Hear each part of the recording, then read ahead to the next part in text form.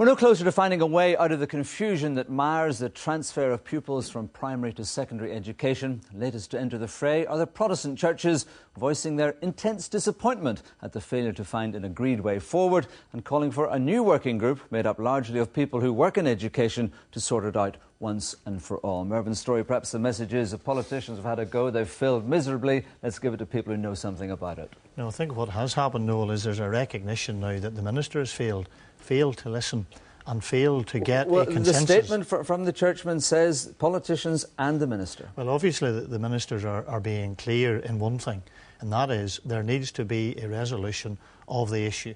And what we currently have is a situation where the minister has, by various statements, threatened primary schools. She has said to teachers that they'll be brought under the cosh of the inspectorate if they don't comply with her will. Your language, not hers. But obviously there is great concern. I was at a public meeting of parents and teachers in West Tyrone last night, and clearly there is confusion out there because the minister has created deliberately a situation whereby she wants to try and give the impression that somehow she has brought about a monumental change, but she has brought about monumental confusion. And the ministers are simply saying that what needs to be done is an interim test set by SIA. And remember, this is now following on from what we have said as a political party and what other political parties have said, the Alliance Party, the Ulster Unionists. But longer term, this working group, they say it should be largely made up of people who work in education, not politicians. Is that a fair point?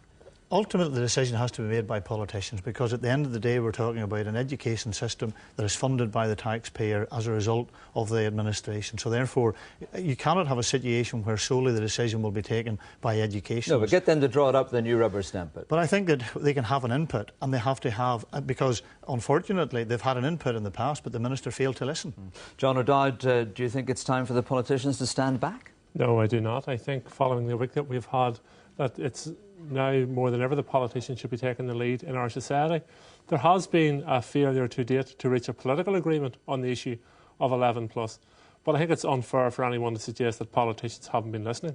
We have been engaged in long-term consultation with the educational sector, and in any issue, regardless of what the subject is, you have to listen to those people who work in the sector.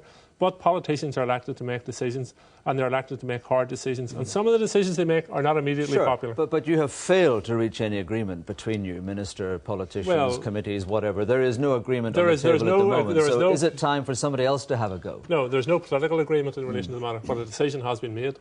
Transfer 2010 is published. It's out there. And this talk of confusion and concern among parents, if schools follow Transfer 2010, there will be no confusion.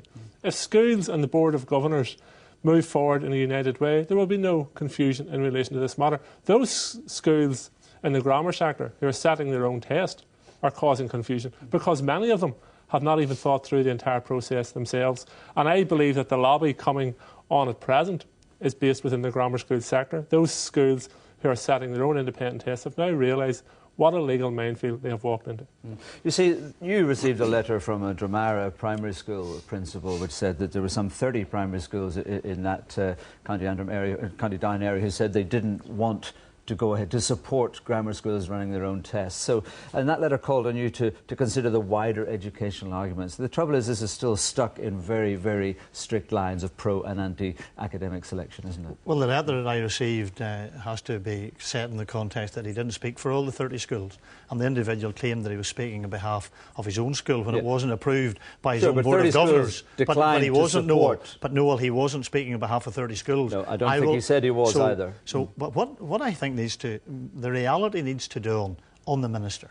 The minister consistently told us, Noel, that she was building a consensus and that she was listening. Now, clearly the situation is we have legally secured academic selection. Now, what the minister needs to do, and I dispute the point that's made that this pressure is coming about from the ministers as a result of the lobby from the grammar schools. Remember, some of these ministers represent the control sector.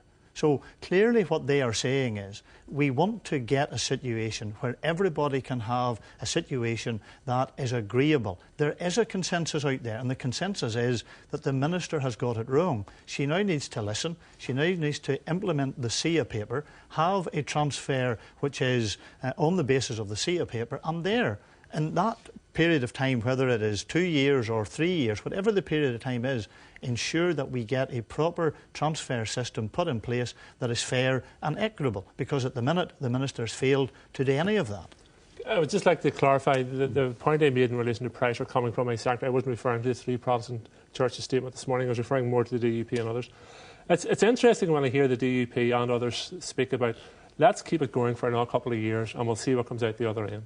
I was speaking to a gentleman who's retiring this year who told me that when he was a young boy, he was told he was sitting the last 11 plus. That was back in 1963. The last 11 plus has now been set. It was last year. There will be no more state-sponsored 11 plus in this society. The mistake. But I don't think Mervyn Storey would disagree with that. It's not about the 11 plus. But it's code. SIA test is code for 11 plus. They want to return to academic selection.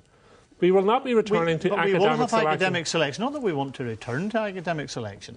We have academic selection which has been secured. But what we are saying is that we need to ensure that there is a system put in place where everybody can buy in and have a fair and equitable way in which this is administered. Now, we have a situation where the Minister has told us consistently that somehow she had built consensus. She hasn't. She hasn't convinced the Protestant church leaders. She hasn't convinced the Alliance Party. She hasn't convinced the Ulster Unionist Party. She hasn't convinced parents. So therefore, she is the person who is isolated. She is the person... and there needs to be something else said. Somehow we seem to think if we could resolve this issue that all the ills in education will be sorted out. It is an element of administration that needs to be dealt with. But let's look at the issue of numeracy and literacy. £40 million spent, and we still have children who are leaving school, irrespective of the issue of transfer, who cannot read and write. That surely is a failure, and that one of the reasons, needs to be addressed. This is one of the reasons why the Minister decided to issue guidelines, because education was becoming one sole topic. It was becoming about transfer. And the Department, the Minister, had a wide range of issues before them which they wanted to move on for. As far as we're concerned, Transfer 2010 is published, it's out to consultation, it's the only show in town. We are now moving on, and the Minister has a raft of policy proposals which will be coming forward, some of which have come forward in relation to improving education. They won't find their way through the Assembly, will they? Well, if the